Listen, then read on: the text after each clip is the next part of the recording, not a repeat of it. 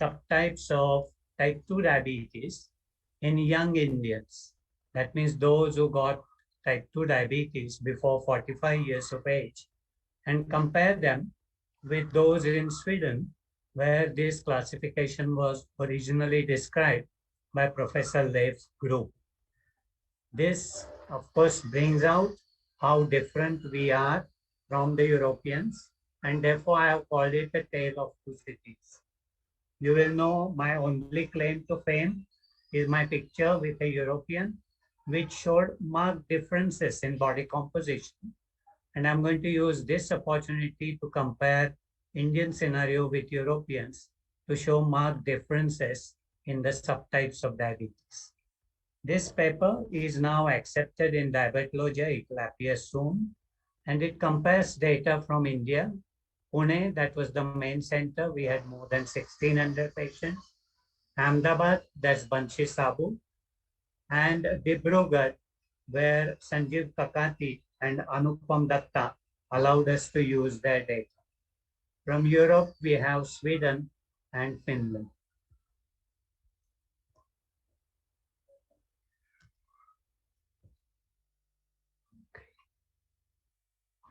Okay. The heterogeneity in diabetes, I think, is very well known from the times of old times. Even Charak apparently wrote about it.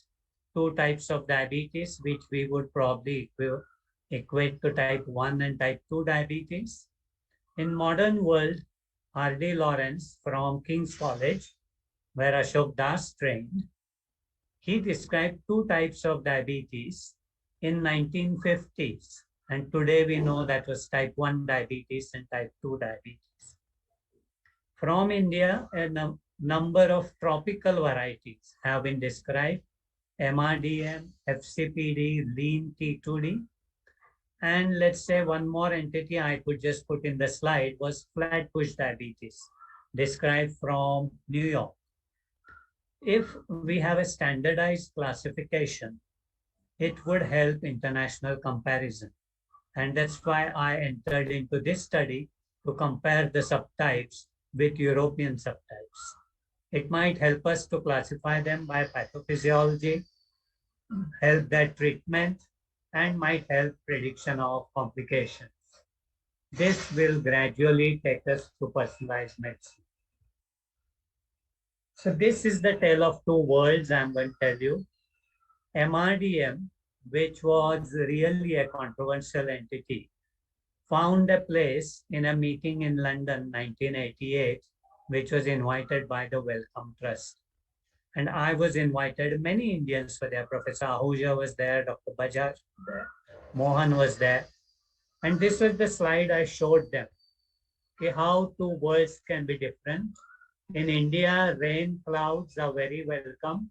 We know about Kalidasa's Meghdut. While in the Western world, the rain actually is not very welcome. The little Johnny wants to play, so they say rain, rain, go away. That's how the difference in the two countries or two parts of the world. Then comes the question, how do we define subgroups? And that is by clustering them. So if you have a combination of chocolates, you can see in the chocolate factory that the machine separates them and arranges them in individual groups which are very similar. So those with similar characteristics get clustered by statistical programs. In simple words, layperson, I've said birds of feather flock together and they cluster into different groups. Today, of course, we cannot do anything without using highly specialized statistical methods, powerful machines, which of course are branch of artificial intelligence and machine learning. And we have applied these techniques to look at the clusters. Originally, it was applied by Professor Leif in Sweden. Subsequently, we have used these programs applied to our patients. So clustering is a statistical algorithm which assesses probable groups in the data. You can start with a clean slate and do an unsupervised clustering. Put all the data in the bin and let the program look at it. And this is an unsupervised, unbiased clustering. This is what was done originally in the Swedish study called ANDIS, and they generated some groups. In the first round of our analysis, we used supervised clustering. We used the predefined clusters which were developed in Sweden and saw whether they actually could be applied to the Indian population. But then we also did unsupervised k-means cluster to see whether in our small sample we generate clusters which are similar to what the original method describes. So subtypes of diabetes described in Sweden in the classic paper in Lancet 2018, there were 5 groups. And these 5 groups were cluster 1, 2, 3, 4, and 5. Okay, somehow the slide is not showing the other part. The first group is called SAID, S-A-I-D, that's severe autoimmune diabetes. These people had GAD antibody positive, though they presented in the population as type 2 diabetes, so maybe LADA. The cluster 2 is called SIDD, and that is severe insulin deficient cluster, and that forms less than a fifth in the Swedish original paper. Third cluster was called SIRD, which is severe insulin resistant diabetes. That formed about 15%. And then came 2 major clusters. One was MOD, which is moderately obese, and MAD, which is adult age onset but mild diabetes. So mild adult onset diabetes. This was in the original and this study over nearly 9,000 patients, newly diagnosed patients in part of the Sweden called Scania. Yeah, that's it. Now it's coming. Sorry. So SAID, SID, MOD, and MAD. And what was interesting was after 8 years of follow-up, they were able to show that different groups have different susceptibility to complications. In their population, SID was predisposed to get neuropathy, SIRD to nephropathy and retinopathy. These were the prominent descriptions in the original paper. And this has been validated in many other European countries.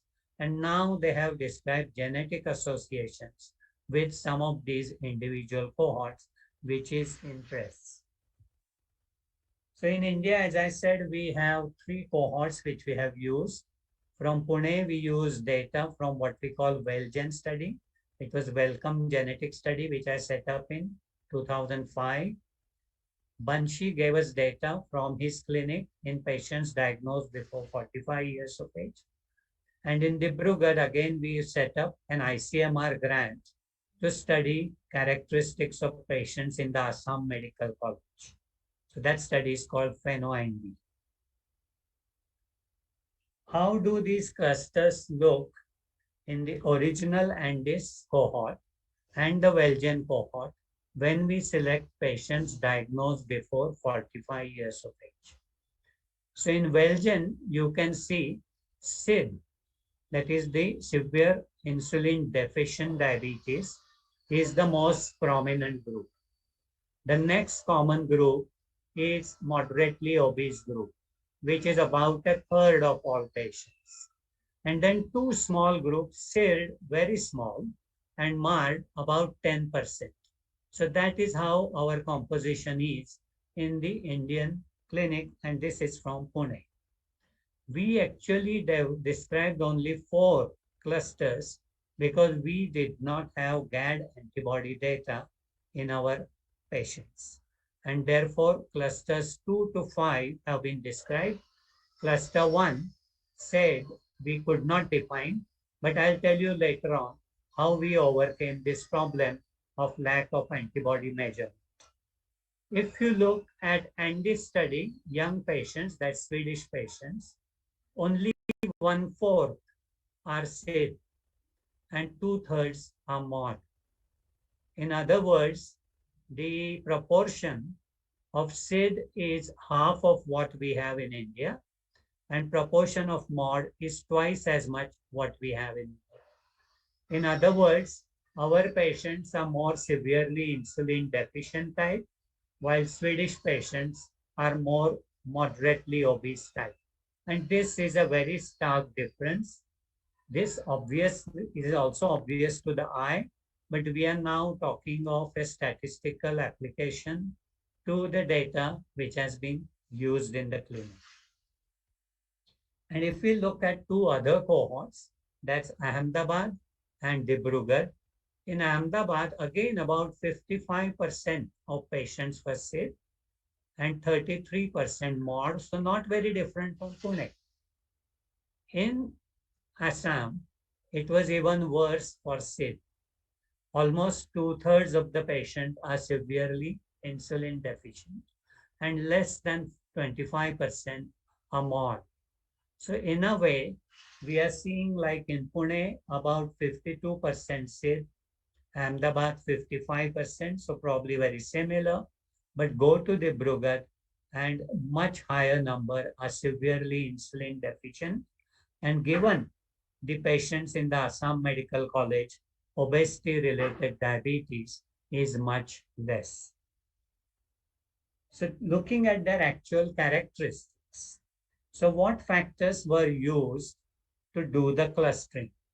So the factors which we used was age at diagnosis, BMI, glucose, and C-peptide combined and put in the HOMA model to give us HOMA beta and HOMA IR value and HbA1c.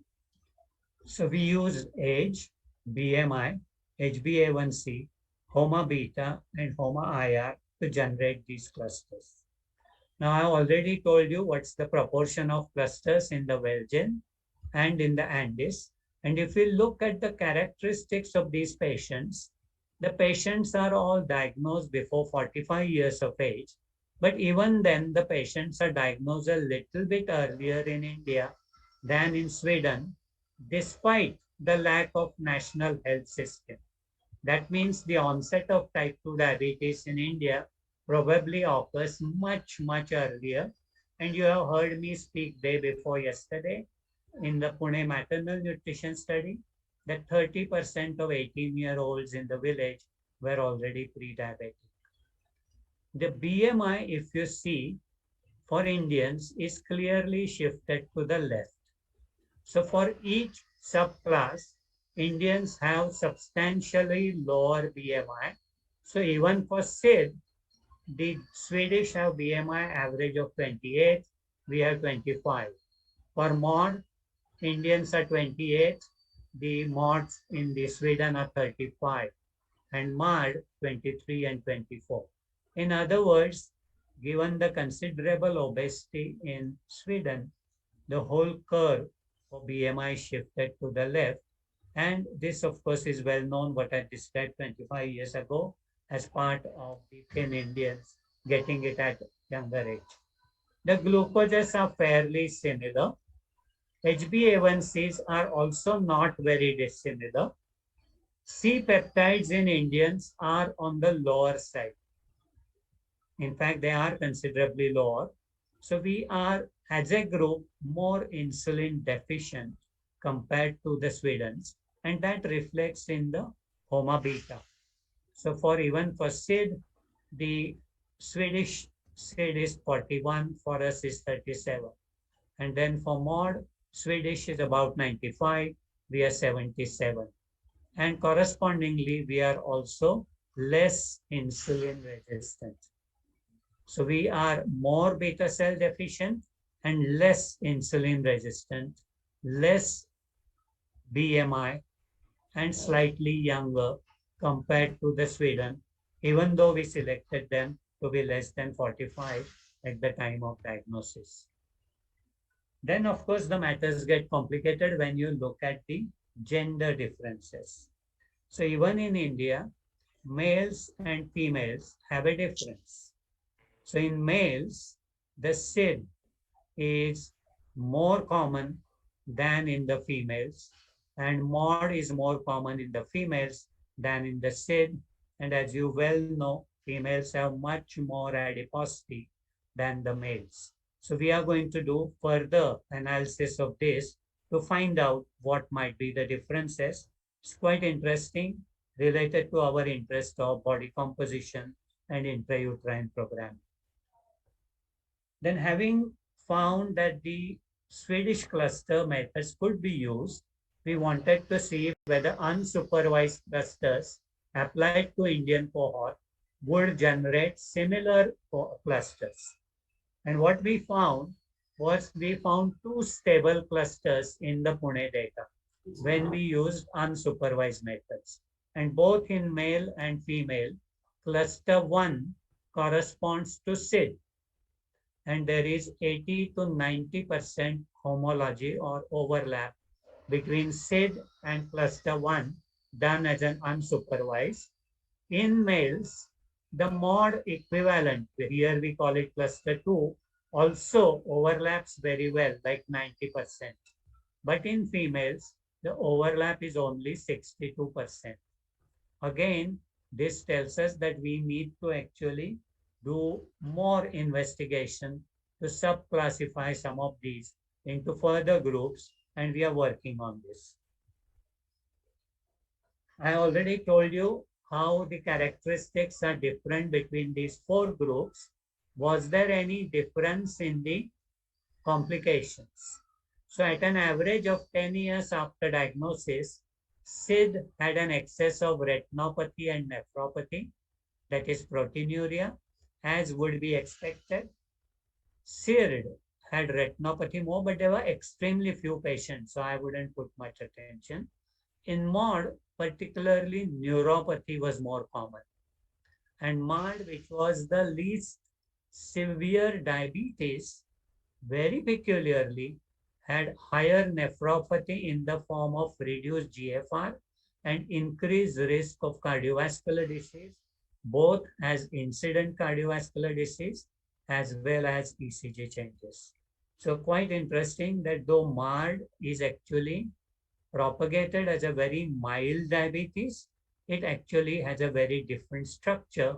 And it's interesting that they have higher risk in cardiovascular disease and nephropathy. And I remember the previous talk by Dr. Venkat Ram. So we would again reinvestigate these issues about their risk factors. Now, I told you that we did not have GAD65 antibodies, and therefore referees and journals raised the issue, is your SID actually undiagnosed type 1 diabetes who have a residual beta cell function? So how to diagnose this in absence of antibody? So recently, last year, we published this paper about type 1 diabetes gene risk score in Indian type 1 diabetes patients, collaborating with Exeter, that's Andrew Hattersley's group. And we showed that the type 1 genetic risk score developed in Europeans is applicable to the Indians. And how can we use this score? Whenever you have doubt whether a patient is type 1 diabetes or something else, you can do these 7 or 9 SNPs, calculate the gene risk score, and see where does the patient lie. So we use this because we had the genetic data in the Welgen study. That's how the Welgen study was originally designed. We could show that type 1 risk in all the cohorts in the Welgen study was actually minimum. While when we looked at type 1 diabetes patients in our clinic, they clearly had an increased risk. In other words, the subgroup SID and MOD showed less than 1% of patients with high T1D GRS, while more than 30% of the type 1 diabetes patients showed this high GRS risk. So this is how we proved that actually our SID and also MOD are not contaminated by the T1D factors. So in summary, we found that European cluster algorithm developed in Sweden works in Indian young type 2 patients. Severe insulin deficient group is the most common in Indians. Moderately obese group is most common in Swedish. And we are talking of young T1, T2Ds. Subclasses have characteristic phenotype. There is an association with particular complications. This, of course, is a step towards personalization, but I think still it is down the line. Now, does it have any relevance to practice today? And what I have done is I have highlighted in this slide what I have already told you, that if your patients have a BMI less than 25, they have a high glucose, like say fasting more than 180 or HbA1c more than 10%, and they have microvascular complications, they are more likely to be SID. At diagnosis, you of course have first two characteristics, and then you are reasonably comfortable in saying this is SID. Now, this is not a big statement. I mean, we do that mental calculation all the while. For MOD, BMI more than 27, modest elevation of fasting glucose and HbA1c, not like the SID. So less hyperglycemic, but more obese. And for MAD, which I find a very interesting group, they were actually the thinnest, less than 23 BMI, very mild elevation of fasting glucose and HbA1c, but already getting cardiovascular disease and reduced GFR. So if you are like this ancient physician, I think by just doing very simple measurements, he used to measure pulse, you can still classify patients into different groups. And again, as I said, we have all done this in our clinic. This is now formalizing it with modern methods. So who will win? Are we going to go the way of artificial intelligence, or are we going to do simple clinical algorithms? I think only time will tell. And we are expanding our studies to other cohorts in the country to see whether simple clinical measures will allow us a pathophysiological classification by actually learning from the study which we have done. So finally, this is the thank you slide. These are the three groups which contributed. This is my group with Rashmi Prasad, who is associate professor in the Lund University with Lev group. She is the first author in this paper, our statistician and the other researchers in my department. Banshi Sabu in Ahmedabad with his group, and Sanjeev Kakati and Anupam Datta with the group in Dibrugarh. This is the ICMR grant, which made it possible in Dibrugarh, and this is the Indo-Swedish grant, which made possible the studies in Pune. Thank you very much.